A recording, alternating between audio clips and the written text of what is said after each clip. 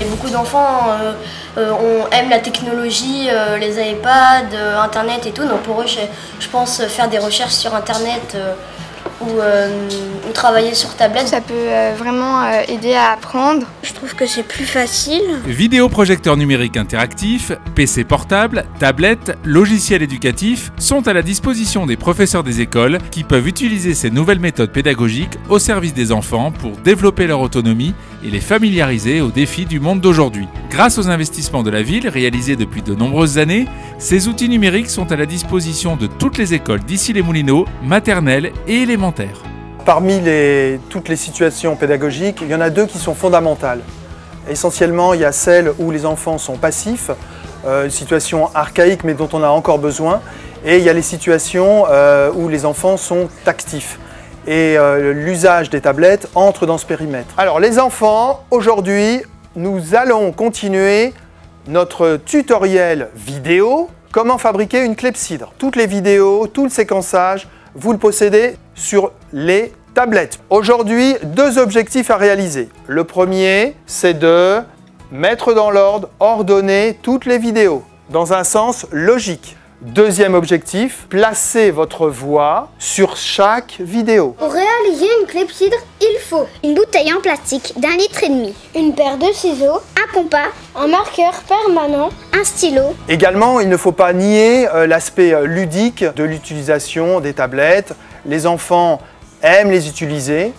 Ils les utilisent avec une vélocité remarquable. Alors ce matin, on va refaire un petit travail qu'on avait fait avec Bibot, un petit robot en forme d'abeille qui avance tout seul pour apprendre à se repérer sur les quadrillages, apprendre à se repérer dans l'espace.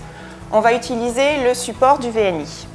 Là, le petit défi de la Bibot, elle doit aller à sa ruche et elle doit butiner les fleurs et donc passer sur les fleurs pour aller jusqu'à sa ruche. Ce matin, il y a 5 enfants qui vont utiliser les tablettes pour continuer les activités qu'on avait fait sur la Bibot. C'est une abeille qui doit aller jusqu'à la fleur. J'apprends à me repérer. J'aimerais qu'on travaille les cartes mentales sur Simple Mind pour résumer la classe de ski afin d'écrire derrière en fait un livre numérique sur l'application Book Creator.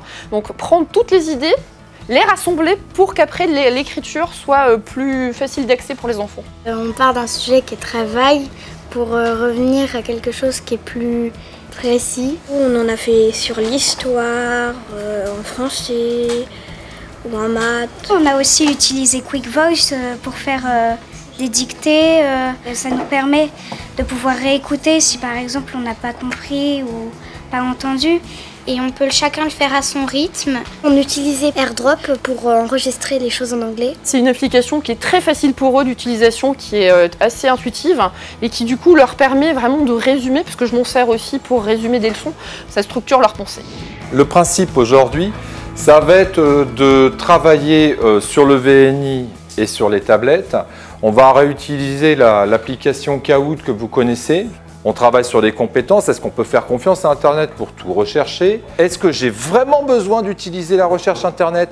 Ou est-ce que je peux me débrouiller tout seul avec mes propres connaissances? Quelles sont les possibilités, les limites d'Internet? On en discutera après une fois qu'on aura fini le test. Dans le dictionnaire, tu peux pas trouver combien il y a d'habitants dans le monde, par exemple. Une séance comme ça, c'est du jeu. Effectivement, vous le prenez comme un jeu, mais c'est très bien.